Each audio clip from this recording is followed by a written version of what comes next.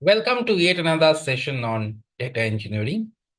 In our last session, we saw how we can capture the streaming data from sensors using IoT Hub and push it to a data lake using Stream Analytics job. We could also see how this data could be downloaded as a CSV file from the data lake. Now, in this session, what we're going to see is how we can get this data from the data lake and visualize the same data in Power BI. So what I have is a screen, the opening screen of Power BI.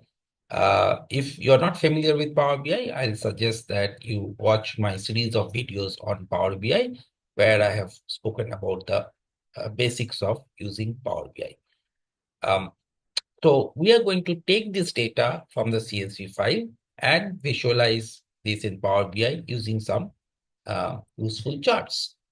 Uh, Obviously, the data that we are going to visualize is a static data because we have taken the data for a particular period of time and downloaded it in the form of CSV.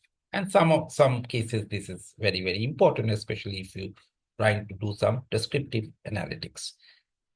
However, in a subsequent session, I'm going to talk about how you can visualize real-time data as the data is getting captured, how you can picturize how the temperature is moving or how the humidity is moving directly in Power BI. But this session is for visualizing the static data. So let us first get the data. I have already saved the data as a CSV file. So I will get the data as a CSV file.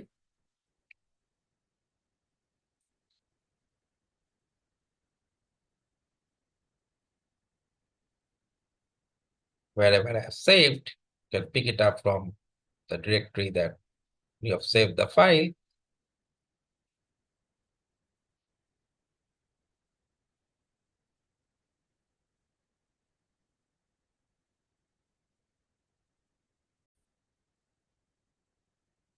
So you can see that I have picked up the data from the folder where it contained the data. Now, the first thing is that we need to transform the data and check the data types and any other changes that we think are necessary. So we'll go to the Power Query Editor, which is again another tool for use for data transformation. If you're not familiar with this, again, you can watch some my earlier videos on Power BI where I have discussed in as an overview the use of Power Query Editor. So we'll go to the transform data. If we want, we can directly load the data from here, but we think that we might need some transformations. So we'll go to the transform data.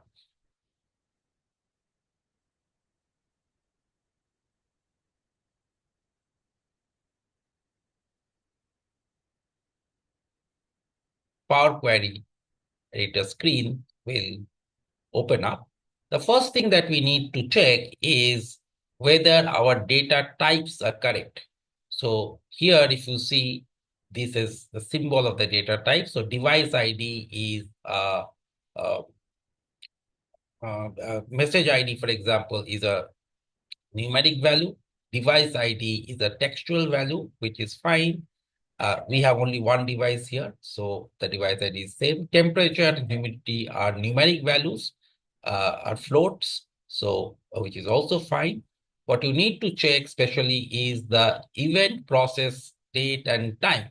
Okay, the event process time and event enqueued time. We may not be using the enqueued time because it is a time when the event was queued, and this is a time when the event actually happened. So we'll be using this event queued time, process time for our charts, but we can leave it for any information purpose. And then again, the IoT Hub, it just says whether it's a record or not. So essentially, the three fields that are relevant for us is temperature, humidity, and the event process UTC time. Okay. As of now, it appears that the data is clean and we can use this data for visualization. We do not need any further pre-processing. So we can just close and apply. In case you saw that these data types are different, then you might have to change it. But Power BI is usually intelligent enough to figure out which data type is required. So we'll just close and apply over here.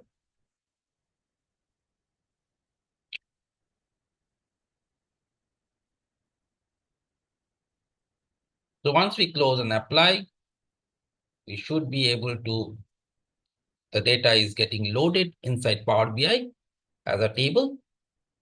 We have to give some time for loading it into the table and is building what is called a data model. And the data model will be visible over here.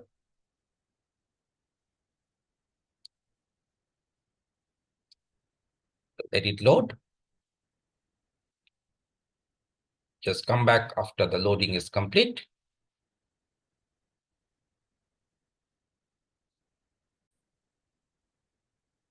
The data has now got loaded and you can see the data over here.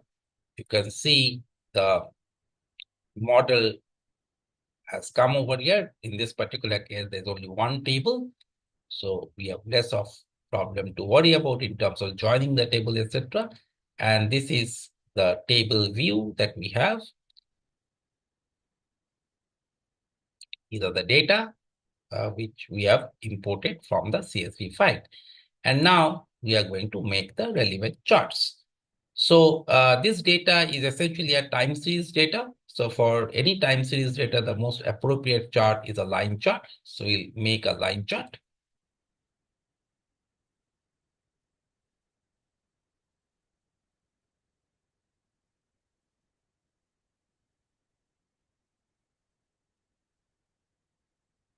So the first line chart we're going to make is, let's say, for temperature. So my x-axis will be the event process time.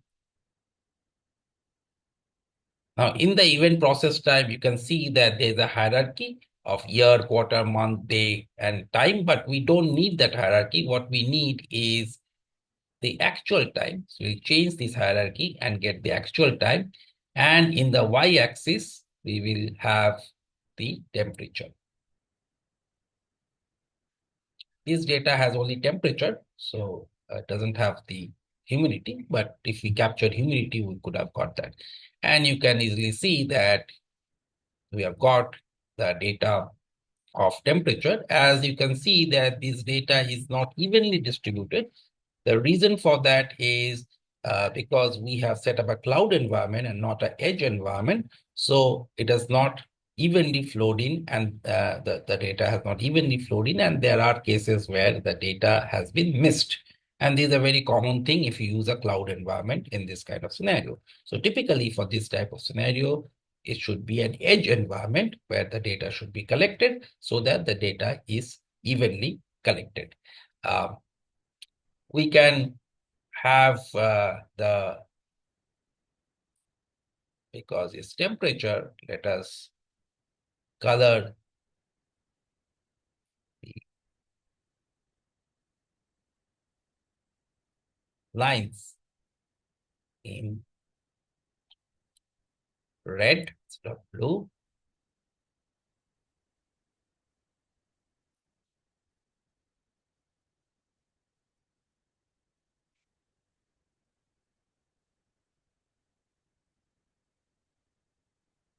Hence, okay. And let us also identify the values against this. So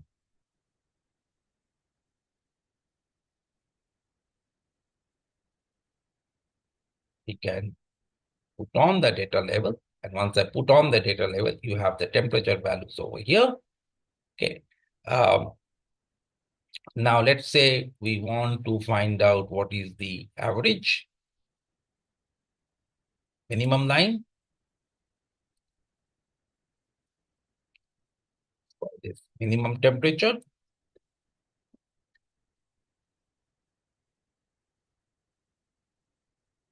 You have this blue line coming up and blue color suits fine. Let's give the maximum temperature.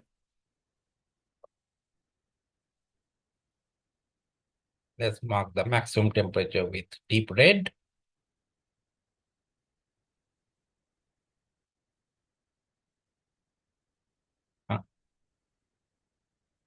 And let's have the median temperature or the average line maybe.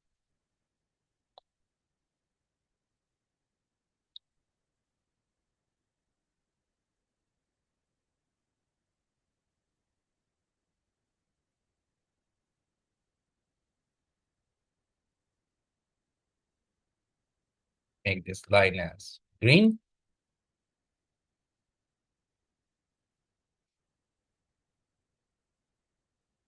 So you have a graph which gives me the temperature and this minimum and maximum.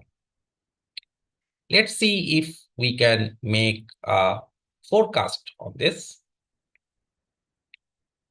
I don't want to do it in the same chart, so I'm using another chart so that it doesn't get cluttered. And in this chart, I'll remove the minimum and maximum values so that it is not cluttered.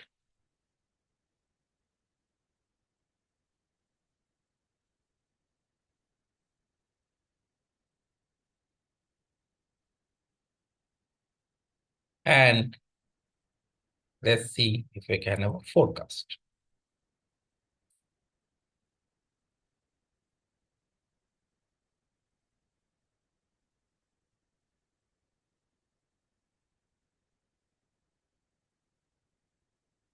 Now, as you can see, that is unable to give you a forecast because normally for a time series forecast, you need the data in equal intervals, and we don't have the data in equal intervals. That's why it is unable to give you the forecast.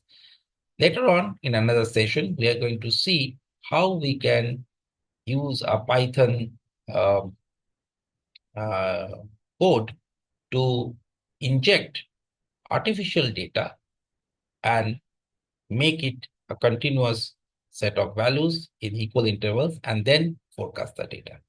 But this data by itself, it is not able to give any forecast because the data is not evenly captured. And why is the data not evenly captured? We said that because we are using a cloud environment and not an edge environment. Let us see if we can find out some anomalies. Again, make it in a different graph.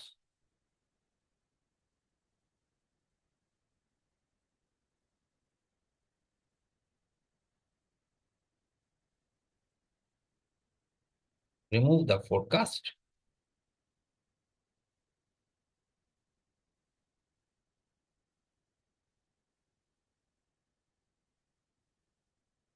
Trying to see if there are any anomalies. If there are any anomalies, it will point out the anomalies. As of now, it is not finding any anomaly. It may also be because of the fact that it is not able to forecast. Okay, if it is a evenly spread data, then it will be able to forecast. Let us now make a gauge chart.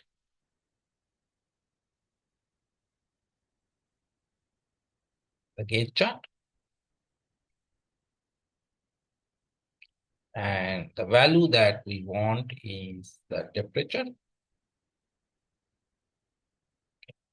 Now, we don't want the sum of temperature because each individual point we want to have a temperature and we want to see where the temperature lies as an average. Okay, and let's say so we will not use a sum. Instead, we'll use an average. And so we could have given a minimum and maximum value and a target value. Target value will give, but minimum maximum value we could have given. But if we do not give any value, then it will take the minimum and the maximum value in that range, like it has found minimum to be 0 and the maximum to be 50.43, and it will make a gauge according to that. But we need a target value. Let's say our target temperature is 20 degrees Celsius. So what we need to do, we need to create a new measure called target temperature. We'll create a new measure.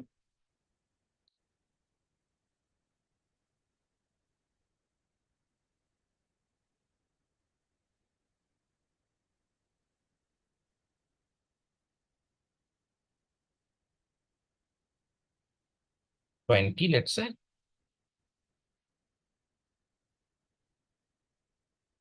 And now this target temperature is a part of my data. I can go back in the chart and put this target temperature in my target value. So you see the target temperature line over here. Now what I can do, I can also change this color based on the uh, temperature that I'm getting. If the temperature is, let's say, less than 15, then it should be blue. If the temperature is between 15 to 35, it should be yellow, and if the, or maybe green. And if the temperature is more than 35, it should be red. So how do I do that? I go over here, and in the colors, I write a function. So this target color, you can see the deep blue color is coming over here, but the fill color, I want to change based on the range of temperature where the current temperature is located, the average temperature is located. So we go to the function, and in the function, I can use the gradient, and I can say that if the value is less than 10, then I would use a deep blue and add a middle color. If the temperature is, let's say, between 10 and 35, I use a green.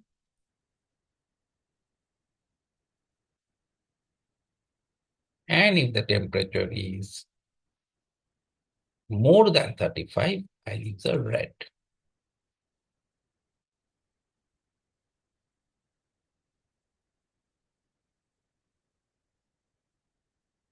But red. So this is my color range. Now, if I make this, you see right now my fill color is green because it is lying in between 10 and 35. So that way I can make a very simple gauge chart using this. So hopefully we have been able to understand how we can use the static data and use it for the purpose of visualization.